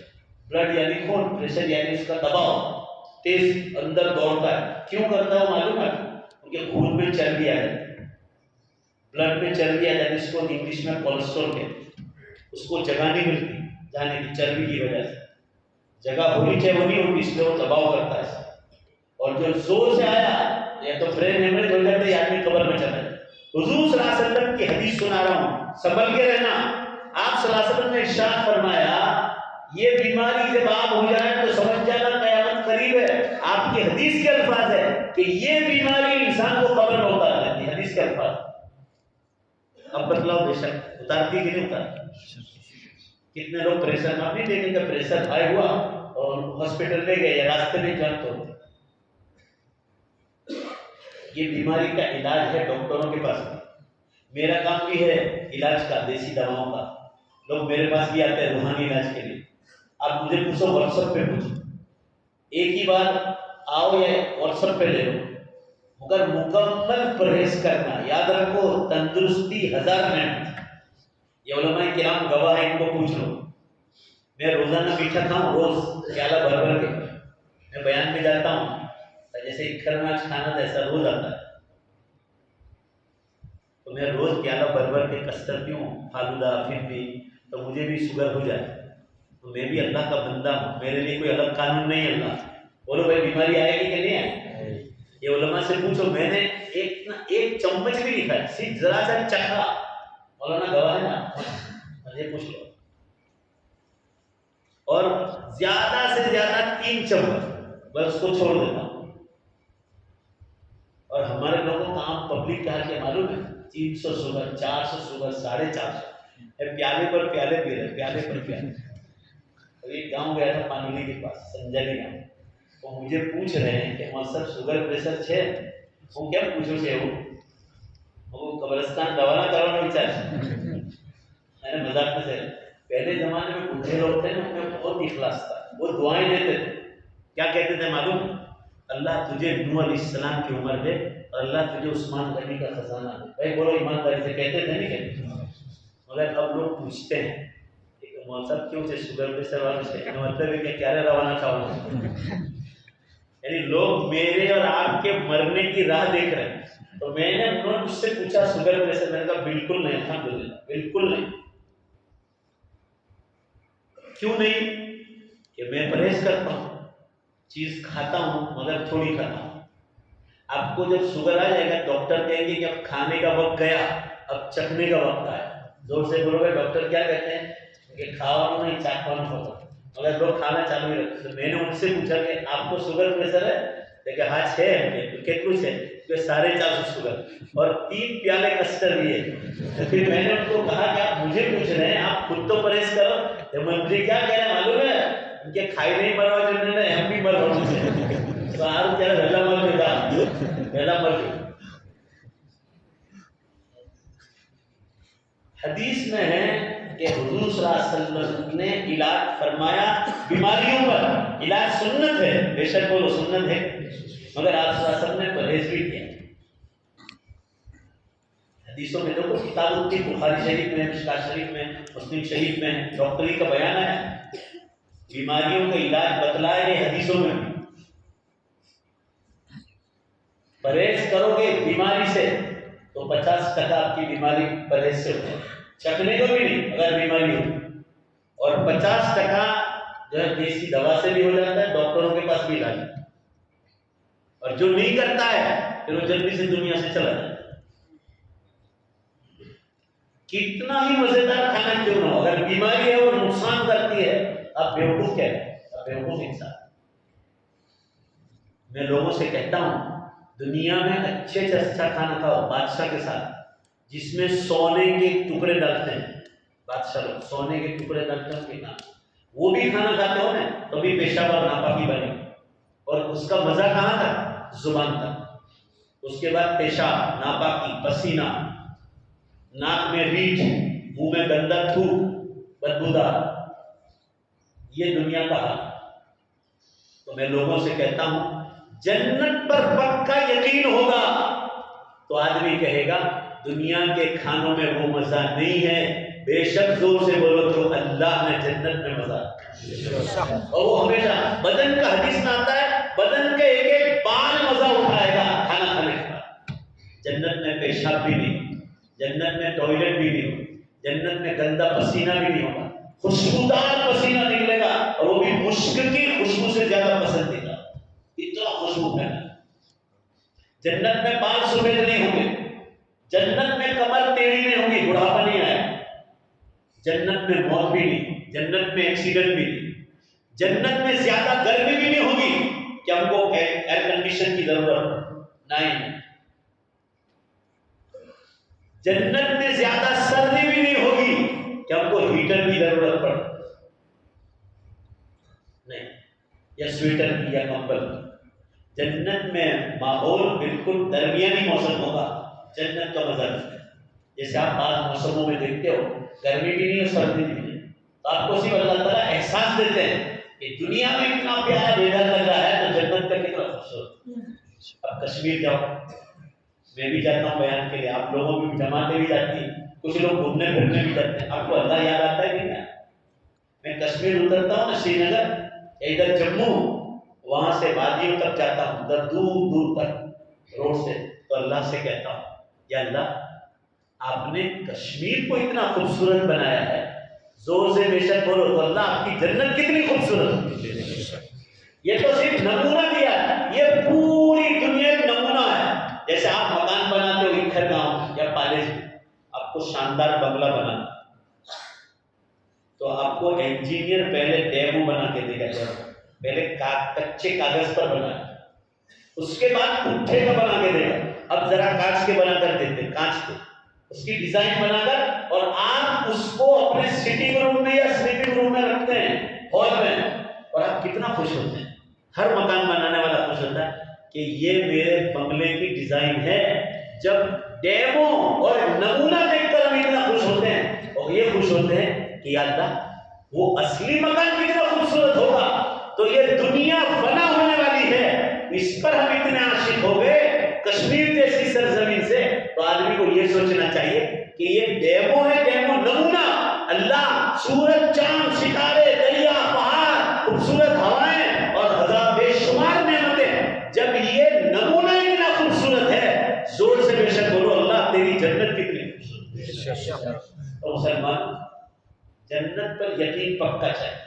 مکان سیمنٹ کنکریٹ کے نہیں ہوں گے، ایک اینٹ سونے کی، ایک اینٹ چاندی کی، اور بیچ میں مشک کی خوشبو۔ کوئی مکان بنتا ہو نہیں گھر میں تو ذرا چکر مار لینا کر سو، ذرا سیمنٹ کنکریٹ ہاتھ میں لے کے سونگ کے دیکھنا، اندر سے مکروہ تحریری کی وہ آئے گی،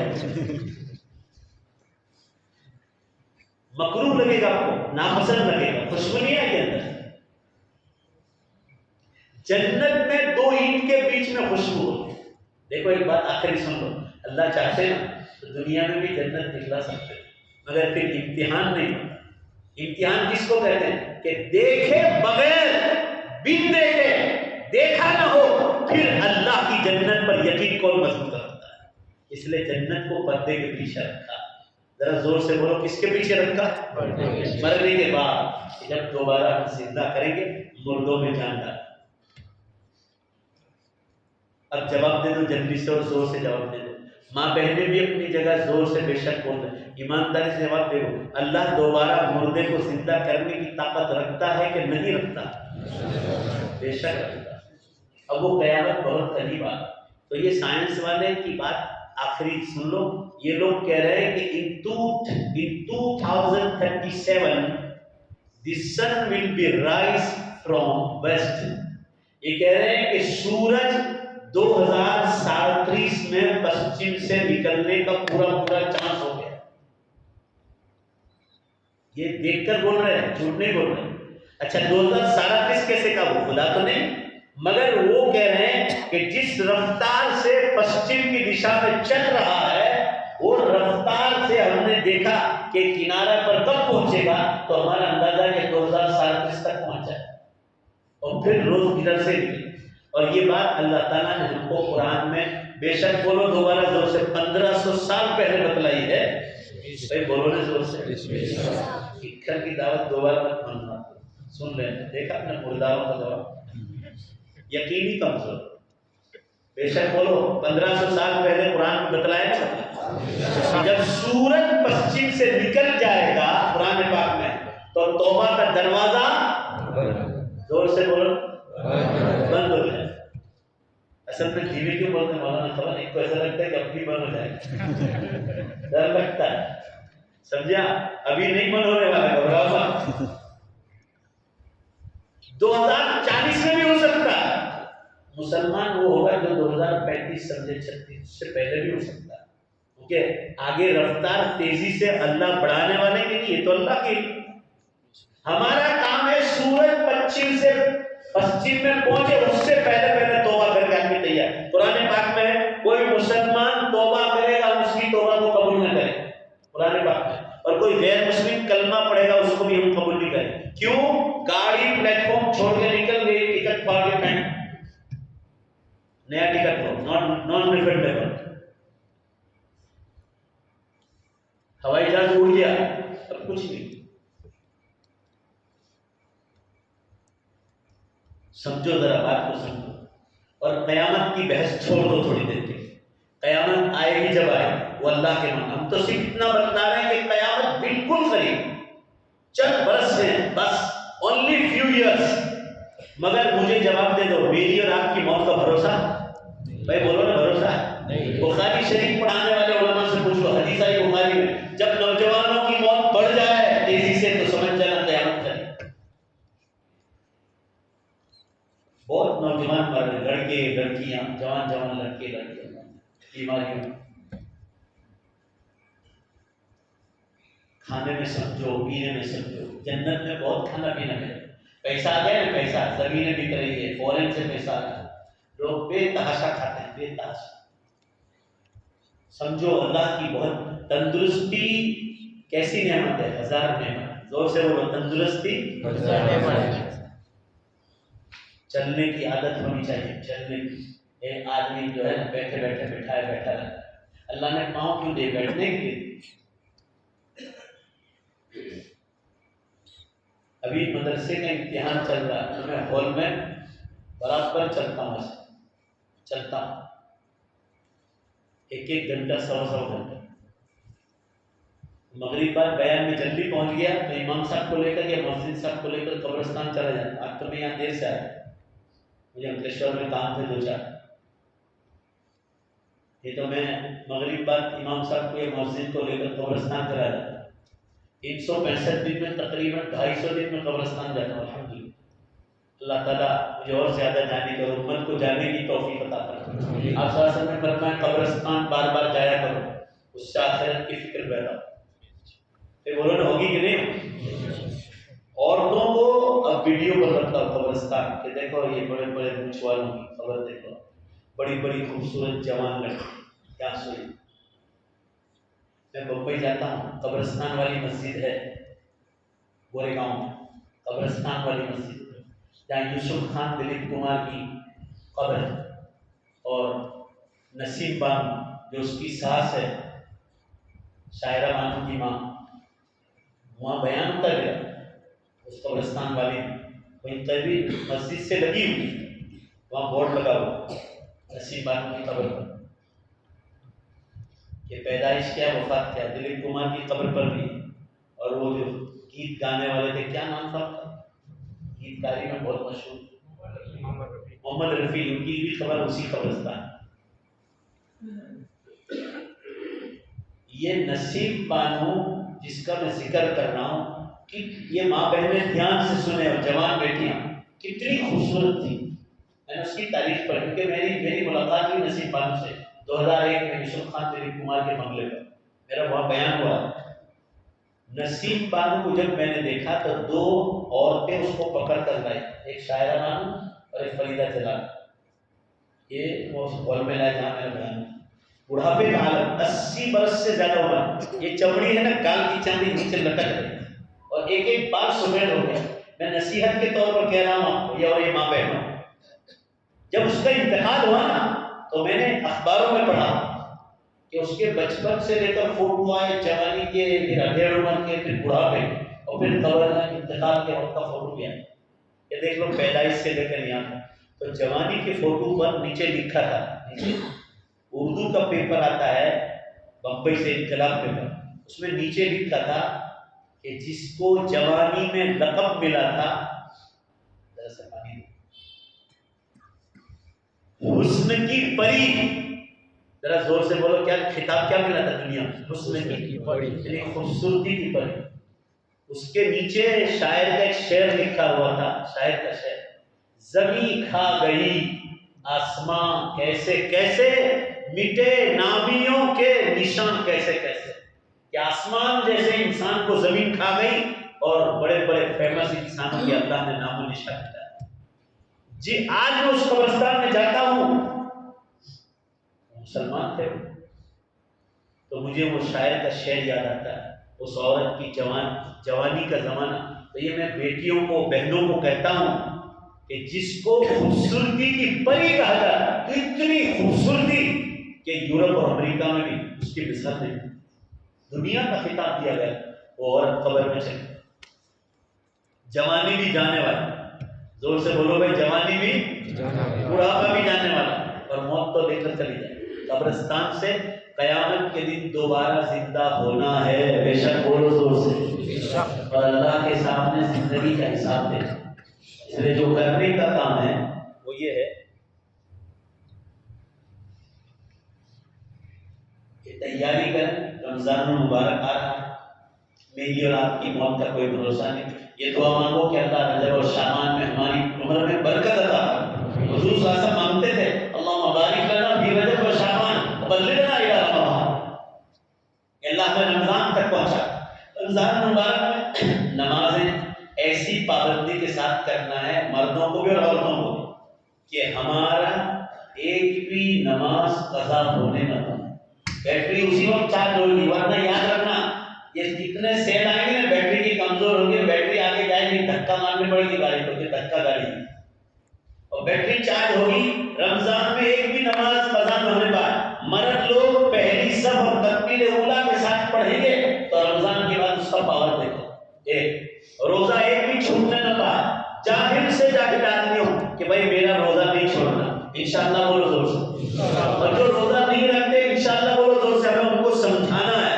میں علماء سے کہتا ہوں، میں نے جب شروع ہوا نا، جب سے رمضان کے بیان شروع کر امت کو جگانے کے، کلکتہ بھی 8-10 ہزار میں بیان کر کے آیا، وہاں باہر کے میدانوں میں چھوٹی چھوٹی جلسیاں، جلسی ہے، جلسی چھوٹی سی، گجرات میں جلسے ہوتے ہی نہیں، جلسے گئے، اب یوٹیوب پہ دیکھ لو، کلکتہ میں 8 سے 10 ہزار۔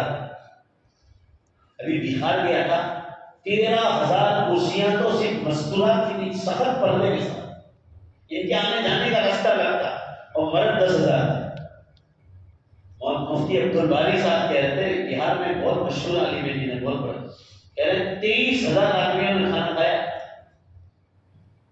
دینے والوں نے دیا ہوگا۔ تو میں عرض کر رہا ہوں، وہاں بھی بول کر آیا رمضان کے بارے میں کہ ایک تراویح چھوٹنی نہیں چاہیے، ماں بہنوں کی بھی نہیں۔ ماں بہنوں کو کتنا اچھا، سی والم طرف تری پھٹافٹ پھٹافٹ پھٹافٹ، اتنی 10 رکعت تو ایسے ہو جائے گی 10 رکعت اس طرح ہو جائے۔ مردوں کے لیے پورا قرآن مسجد میں سننا سنت، ایک مہینہ ہے رمضان میں، ایک مہینہ رمضان میں پورا قرآن نماز میں سننے، افطار سے پہلے کی دعا قبول ہوتی ہے، تہجد میں دعا قبول ہوتی ہے۔ رمضان میں پوری زکات نکالو، 1 لاکھ روپے پر 2500 روپے، جلدی سے بولو دعا کرا لیتے، 1 لاکھ پر 2500 روپے زکات۔ پھر آپ کے پاس جتنا پیسہ ہے اس کا پورا حساب لگانا پڑتا۔ مفتیان کرام کے نمبر لے لو، دارال کنٹھاریا مٹھی والا قریب میں جموں سر جہاں بھی ہو، ان مفتیوں سے پوچھ لو کہ ہمارا اتنا پیسہ، اتنی زکات کن کن چیزوں پر واجب ہو، وہ مسائل پوچھ لو، بھی وقت نہیں، پوری زکات۔ اور زکات نکالنے کے بعد مرحومین کے ایصال ثواب کے لیے، اپنے ثواب کے لیے زندگی میں آدمی خوب خیال، رمضان میں 1 نفل ادا کرو گے فرض کا ثواب، فرض ادا کرو گے 70 فرض کے برابر ثواب۔ بخاری شریف میں ہے، رمضان میں کوئی عمرہ کرتا ہے تو رسول اللہ صلی اللہ علیہ وسلم کے ساتھ حج کرنے کے بعد رمضان میں ہر نیکی کا ثواب بڑھ جاتا ہے۔ اعتکاف کرنا، اعتکاف کا مقصد شب قدر کی تلاش کرنا۔ بھائی سنت اعتکاف نہ کر سکو، دن میں گھر میں کام کر لو، رات کو مسجدوں میں آ کے سنو اعتکاف کے لیے۔ گھر پہ آپ اعتکاف نہیں کر پاؤ، امت کی کمزوری۔ 2-4 لوگ ہوں گے جو گھروں میں راتوں کو جاگتے ہیں، خاص کر تاک راتوں میں 21، 23، 25، 27 اور 29، ان راتوں میں جاگنا، اور اور شب قدر تلاش کرنی. قیامت کے دن ترازو قائم ہوگا نا. قرآن پاک میں لیلۃ القدر سب مل کر پڑھو خیر من الف شہر. کیا مانا ہے؟ ایک رات کا ثواب 1000 مہینہ کھڑے کھڑے عبادت سے زیادہ. یعنی 83 ایئرس اینڈ 4 منتھس 83 برس اور 4 مہینے کا ثواب صرف ایک رات میں ملتا. ایسی 50 رات مل گئی تو ترازو میں سب سے زیادہ وزن. رمضان المبارک میں تلاوت زیادہ، غیبت سے بچنا، آنکھوں کی زنا سے بچنا ہے، مجلسوں سے بچنا. گجرات میں اور بمبئی میں بیماری ہے، راتوں کو کرکٹ کھیلنا رمضان، یہ بڑی مصیبت. عشاء کے بعد سے تراویح کے بعد سے فجر تک سحری تک یہ بالکل غلط بات. اس کو بند کرانا چاہیے. کبھی آدھا پون گھنٹے کی اجازت ہو تو ٹھیک ہے، ورنہ یہ بالکل غلط بات ہے کہ جہاں رحمتیں برس رہی اور وہاں کرکٹ. دنیا برباد ہو گئی یہ کرکٹ اور دنیا کے کھیلوں میں. آپ تندرستی کے لیے کچھ کھیل لو تو علماء منع نہیں کریں گے، مگر آپ کی نماز نہیں جانی چاہیے. اللہ کا حق، بندوں کا حق چھوٹنا نہیں چاہیے. زندگی میں روزی حلال کرو، معاملات صاف کرو. مرو تو اس حالت میں مرو کہ سر پر ایک پیسہ قرض نہ ہو. کسی کا پیسہ کھا کر مرو گے نا، قسم اللہ کی کتنی نمازیں اور روزے آپ کے پاس ہوگی، جنت میں بالکل داخلہ نہیں ملے. جنت میں جا ہی نہیں سکتے آپ. اگر آپ نے کسی کا پیسہ دبایا، زمین دبائی، مکان دبائی، فلیٹ دبایا، یا بھائی بہنوں میں سے حصہ نہیں دیا، آپ لاکھ تہجد گزار ہو یا بڑے سے بڑا علم رکھنے والا، آپ کو جنت میں داخلہ نہیں ملے گا جب تک کہ آپ بندوں کا حق ادا نہیں کریں. اس لیے معافی تلافی صاف کر کے، پیسہ ہے تو دے دو، نہیں ہے تو معافی تلافی کرا دو. یہ چند باتیں آپ حضرات سے سامنے کہی. جنت قیامت قریب ہے تو زور سے بے شک بول دو ایک بار زور سے، جنت بھی بہت قریب. اللہ ہم سب کو جنت کی تیاری کی توفیق عطا فرمائے. میں نے 1 گھنٹے کا سوچا مگر 2 گھنٹے ہو گئے. وآخر دعوانا الحمدللہ رب العالمین. درود شریف پڑھ دو.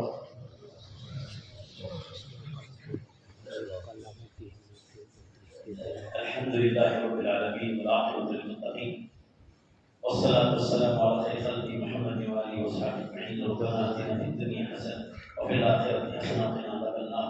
اے اللہ اپنے فضل سے ہمارے گناہوں کو معاف کر، ہماری خطاؤں سے مغفرت کر. مولا ہم بہت گناہ گار ہیں، بڑے خطا کار، سیاہ کار، بڑے مجرم ہیں، ان کی بارگاہ کے بہت بڑے پاپی ہیں. اے اللہ اپنے فضل و کرم سے معاف کر، ہماری عمروں میں برکت عطا کر. نیک اعمال کے ساتھ، تندرستی کے ساتھ، گناہوں سے بچاتے ہیں، دین کا کام کراتے ہوئے، پریشانیوں سے بچاتے ہوئے. اے اللہ عمر میں برکت عطا فرما، اور جب دنیا سے جانے کا وقت آ جائے ہم سب کا خاتمہ ایمان پر کر.